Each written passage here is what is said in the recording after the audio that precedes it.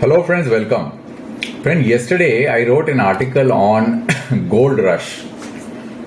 I am quite sure that whoever is watching this video must be aware that recently there has been a huge demand for gold worldwide. And especially in India, the prices of gold have shot up significantly. Now, in order to do a deep dive investigation, I carried out a lot of research and I had to go through various websites and process data, and I have captured all my research in this article. I will put a link of this article in the description of this video. Now, the purpose of this video is to synthesize this article, which is an extensive research work that I have done, might be difficult for a layman to understand, right? So therefore what I've done is I'm using this medium, this YouTube video, to explain this article in a simple term and clarify certain myths and facts about gold rush, because you might have seen so many videos in the YouTube channel where people are talking about this subject. Now, since this is a very complicated subject and there are so much amount of data all over the place, in order to get a bird's eye view, we need to aggregate all the data and look at it from a 30,000 feet. Then only we will be able to see the larger picture. Otherwise, it becomes very difficult to see the larger picture because bits and pieces of information does not tell you the full story. So what I've done is that I put together a PowerPoint slide on myths and facts about gold rush. So I will take you through this PowerPoint slide one by one so you'll understand what is going on. So the first slide, which I am going to explain to you, is about the myth that recently the gold rush is on account of central banks all over the world buying desperately gold and replenishing their reserves with gold and dumping US dollar. Now, the fact is, if you look at this chart, and I'm going to take you through the data, the fact is that not all central banks are buying golds. So this is the data I have captured from the World Gold Council. And what is data talked about? If you see this data, it captures the countries, and then we have the calendar year on which the trading of gold has taken place. So this is a matrix which I have created. So this column which you see here with the laser pointer, this is the current gold holding of these countries. This column, which is basically 309 for China, is the aggregation of the columns from which is being marked with red. Means that if you add 0, 62, 24.9 and 22, it adds up to 309. Okay. Similarly, Turkey, if you add all the three trading years like calendar year 21, 22, 23, 24, it adds up to 162. So what I've done is that I've sorted the major trading countries of central bank all over the globe based on their ranking. So if you will find that if you look at this chart, you will find that the Chinese central bank has been the most active. It has purchased 309 metric ton of gold in last 3 calendar years.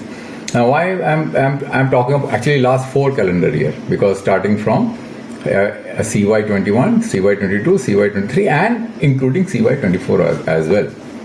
Now why I am including only this 4 calendar year? Because this is the period where the maximum price increase of gold has happened. Rather than talking about the earlier period, it does not make any sense.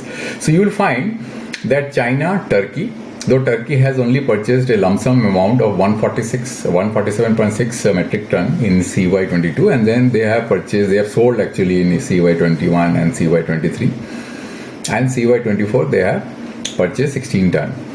And then India has been purchasing consistently. India purchased 75.5 tons, and in CY21 and CY22 33.3 tons, and then 16.2 tons in CY23, and then 16 tons in CY24. Okay, and then the other countries actually have purchased, but if you see the recent purchases of these countries have been very minimal. See, so if you see here that for example Singapore, Thailand, Japan, Hungary and Brazil, they have purchased gold in CY21. So the recent purchases, if you just consider 2 years, you'll find that the major purchases of China, Turkey, India, maybe Poland and Singapore. So it's not that all central banks are purchasing gold. So this is a myth that everybody should understand. Data very clearly speaks about itself because this is a central bank gold council data. So data is absolutely clear. The second myth is that recent gold trading of central bank has increased. Right, so because of the demand of central bank, the gold prices have increased because mainly the demand is led by the central banks. This is also not correct because if you look at this chart, you will find that from CY14, there have been some ups and downs of gold demand. For example, in CY15, the main gold demand came from Chinese purchase, which is 708.2 metric ton. Thereafter, the gold demand has gone up and down, and then in recent years, if you see from CY21 to CY23, they have largely remained stable. So it's not that the central banks have been going crazy about buying gold. This is not the real fact. So I just want to make sure that people understand this fact. Then only we will understand what is going on as far as gold is concerned. Then comes the next point, which is a very important fact that if you look at this chart, this is again coming from the World Gold Council data. What I've done is I've aggregated in such a way that the supply and demand has been put side by side because the quantity of gold, both on supply side as well as demand side, is clearly quantified by the World Gold Council. Now you will see that the supply side actually has largely remained constant. There have been few dip here in CY20, in CY21 and CY22. There have been a dip, and then in CY23 there has been an increase. But if you look at this supply from CY19 to CY23, where there is a surge of gold prices worldwide, the supply has remained largely constant. Now, as regard demand is concerned, main demand comes from jewelry consumption. Now, if you look at this chart, you will find that the jewelry consumption, as far as gold is concerned, has actually gone down. For example, in CY20 anyway, it was an exceptional year because of COVID. Then you will find that if you compare with CY18, you will find that the trend actually has been down. Look at this pointer here. In CY21, to 2,148 metric ton, then 2,089 metric ton in CY22, and then in CY23, 2,993 metric ton. So the jewelry consumption actually has gone down. Now, this is the important point because if you look at the total demand, the large contribution is jewelry and central bank and other institutions. The rest I have just clipped it because it would have cluttered the chart. So you will find here that central bank and other institution demand was largely remained constant till CY21. Then suddenly there is a jump up demand from central bank and other institutions. They are clubbed together in one single basket. Now, since I showed you that, in the earlier chart, the demand from central bank have largely remained constant. So therefore, it is very simple to assume that this demand, which is you see here in CY22 of 1,082 metric ton, and then CY23 is 1,037 metric ton, is largely coming from other institutions. So what we conclude here in this chart, it is not the central banks. Maybe some of the central banks are buying gold, and I will explain, I'll go to that point why they are buying. But the main demand for gold is coming from other institutions, not central bank. The data speaks for itself very clearly. So, right. Now comes the other important point about that the central banks are dropping US Treasury to buy gold. The key fact is that the central banks all over the world are not dropping US Treasury except Chinese bank. Okay, now let me explain why I believe so. Because I actually aggregated the data from the US Treasury, and it is there available in the website. It was a little hard for me to aggregate this data because this data was not in this form. It was broken down into two different series, so I had to use my software coding capability to create this chart. Now, if you look at this chart, you will find that the total US Treasuries holding has been increasing and rising till CY20, right? Which is how much? Around $7.052 trillion. Now after that, if you look at from CY20 till after that, the numbers have largely remained constant. They have not changed, which clearly shows that there hasn't been a huge drop of US security by any of the countries, right? Except for China. Now, since these number has actually not changed and it has largely remained constant, is right in front of you in the chart. Let me just put my laser pointer again.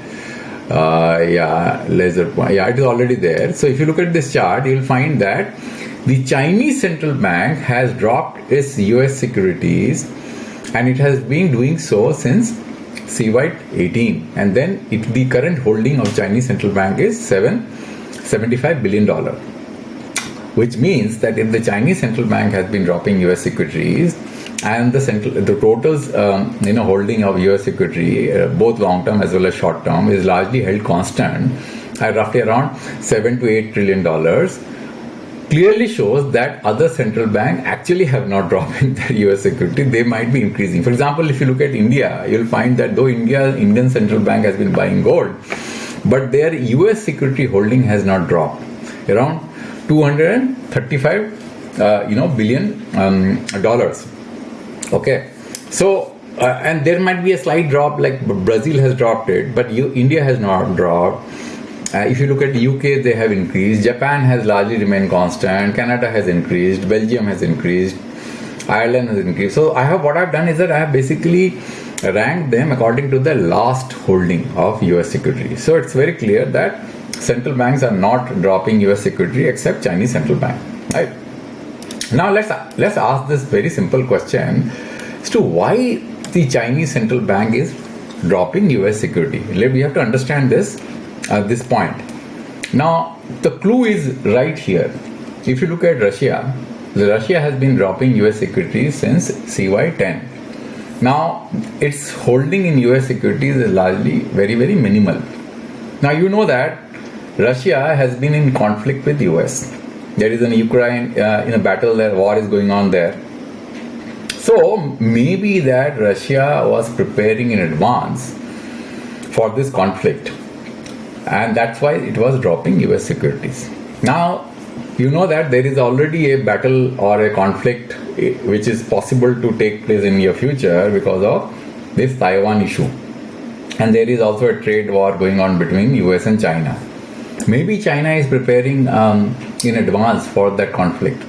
So it is possible that the Chinese central bank is dropping US securities in advance, in anticipation to what they are forcing in future. So it may be an indication, a kind of a forewarning to the world that what we are possibly going to see in the future, taking cue from the Russian central bank dropping their holding in the US security. However, if you look at India has been increasing on US security. So it's very clear that historical precedent, which I have highlighted here, you can clearly see that the reason why Chinese central bank is dropping on US security and maybe accumulating gold. But if you look at the quantum of gold that the Chinese central bank has been accumulating, that is nowhere close to the amount of money that they are spending or kind of liquidating on their US security holding, which is much more larger in magnitude than the value of the gold that they are accumulating. Okay, now the question that will come to your mind is that if we know that the central banks of worldwide are not buying gold to an extent that it would raise the price of gold and increase the demand, which I already showed you, then why other institutions are increasing their demand on purchase of gold in CY 22 and 23, which we saw just for refreshing this particular chart. If you see here, you look at this, central bank and other institution, they have increased from 450 in CY 21 to 1082 and 1037 in CY 22 and 23, and this is exactly what we are going to discuss in this chart. So if you look at this chart, you will find that this may be because, and this is possibly my opinion, because what I did was I actually aggregated the US inflation policy rate and bond rate in one single chart. Now I'll explain this chart to you, which I've already explained in one of my videos. You look at this chart, you will find that this is time scale. going down from 2024 quarter one, and then it goes down to 2008. Then we have the US CPI inflation going down like this, and then we have the policy rates of US going down. So you'll find that the red is high, green is low, right? Dark green is the lowest. Now, if you look at here, these are the bond rates, bond yields of US securities: 6 months, 1 year, 2 year, 3 year, 5 year, 7 year, 10 year, 20 year. Now, the low bonds, the low duration bonds are more influenced by policy rate, so it does not matter. But when I say does not matter, means that it kind of synchronizes with the policy rate. If the policy rates are high, the yield of the low bonds are also going to be high. Everybody knows, every economist knows about this fact, and you can clearly see from this chart also. But the long yield bonds have got nothing to do with the US policy rates. It is driven by expected inflation. Now, if you look at this period from 2008 to 2024, one thing is pretty clear, that the duration which I have marked with this dotted rectangle is unprecedented. It has never, we have not seen this kind of situation anywhere in past. Why? Everything here is red. Inflation is red, policy is red, and all the bond yields, whether it is 6 months, 1 year, 2 year, 3 year, 5 year, everything is red, which is a clear indication that the expected inflation as far as US is concerned is not the dying down, which will also be a clear indication about the inflation, real inflation, what US market is seeing, which is also very, though it has dropped down to 3.25 in the first quarter of 2024, but the expected inflation, which is a very clear signal of the 10-year bond rate, you'll find that though there is a slight decrease from 4.44 to 4.16, it is not significant enough, because I can't basically take this dip as a sacrosanct, because if you look at the earlier period, you'll find that it was 3.59, then it became 4.15 in the third quarter of 2023, and then what happened is it increased to 4.44 in the fourth quarter, and then it decreased. So this temporary decrease does not mean anything. So in a nutshell, what I'm trying to say is that it could be possible that the other institutions are seeing higher inflation, and therefore they are protecting themselves with gold purchases in order to secure from rising inflation in near future, because it is not clear how long the inflation will persist. And as well as there is a threat of war all over the globe, Israel-Hamas conflict and Iran and Israel conflict, and then the Russia fighting with US, China is going a different down. So nobody has any confidence where the world is moving, so that is maybe one of the reasons.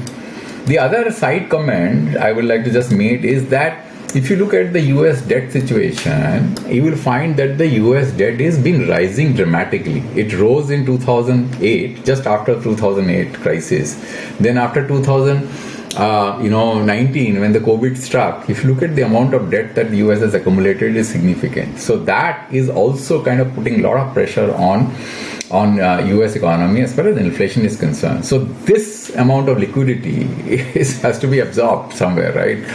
So this rising liquidity and the debt that US has accumulated over a period of time kind of puts a little bit of negative impact on the US economy, because you can't really, your GDP growth hasn't happened at that rate, but your debt actually has increased, and IMF has also given an indication and a warning to both US and China that they have been accumulating a huge amount of debt. So which also gives an indication that the foundation of our world economy is shaking. You cannot sustain so much amount of debt all over the world. Even India was also basically questioned by IMF that it is accumulating huge debt. Though our debt as per as GDP ratio is concerned is well within a kind of manageable levels. But if you take too much debt, then your foundation of your economy of the world is shaken.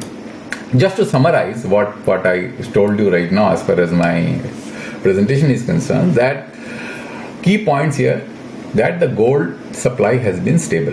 It has not increased. The demand dynamics of gold is mainly driven by other institutions, not central bank, except China and India, which are purchasing gold, which I already showed you. There is a Russian influence, but Russia has not made any immediate purchase. Russian central bank has not made any immediate purchase of gold. It did so earlier, and in anticipation of a conflict, which is very clear because it wanted to secure its reserve by purchasing more gold and dropping US treasuries. There have been some transaction of Turkey here and there. It does not mean anything. China's strategy looks like it's very clear that China wants to protect its future and maybe preparing for a conflict. Otherwise, looking at the Russian precedents, which we saw earlier, same phenomena is happening as far as China is concerned, which I showed you in my chart. India is following kind of both dual strategy. It is diversifying gold because of the so much amount of uncertainty in the world economy, but it is also maintaining its US Treasury holding, as I showed you.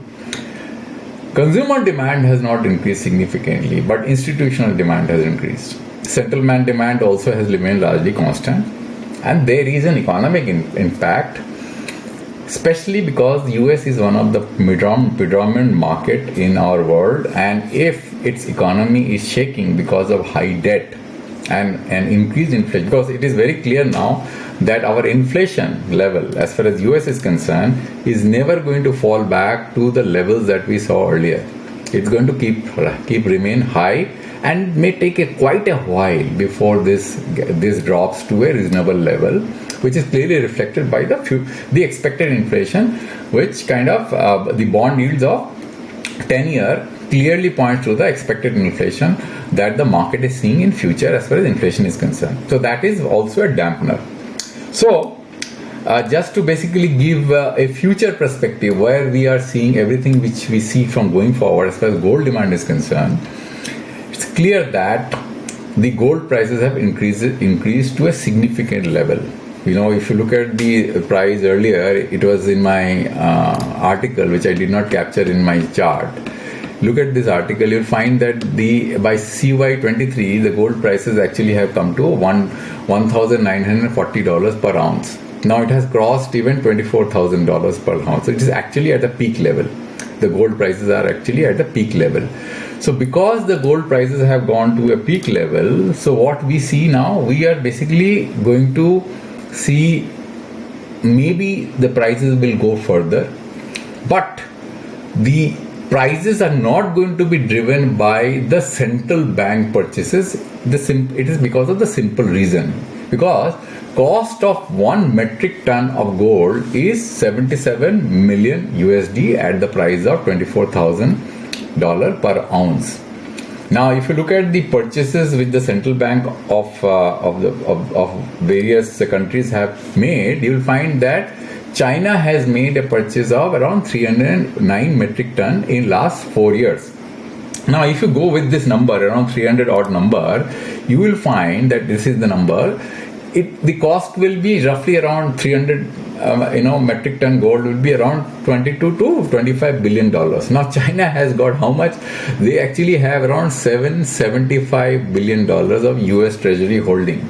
So this is just peanut. So therefore, it can't consume that US Treasury as far as buying gold. Therefore, the gold price is largely going to be determined by the confidence of the other institutions rather than central bank as far as the world economy is concerned. That's a clear indication. It is not going to be driven by central banks. So that's the gist of this presentation. So as long as we see these uncertainties in this world because of the conflict, because of the weakening economy, dollar, rising debt, I think that the world will continue to see demand for gold. And the demand for gold is not going to go down in near future. Not because of the central bank purchase, it is because of the uncertainty which we are seeing all around the world currently. So friends, that's all. I thought let me explain this in as simple terms as possible because there are so much amount of data I had to gather. I literally had to work around 3 days to aggregate this data. It's all over the place because unless you go to the primary source of data, it becomes extremely difficult to analyze the story. because the data might be available in bits and pieces, but it will never tell you the complete story unless you aggregate the primary data. And unfortunately, the primary data cannot be aggregated unless you process it. It requires a lot of effort to process this data and capture it. So I will encourage you to go through my Substack article, and you will now able to understand the article better after this explanation. So thank you very much, friends, for your time, and I will come back to you with the next video next time on a new topic. Thank you very much for listening.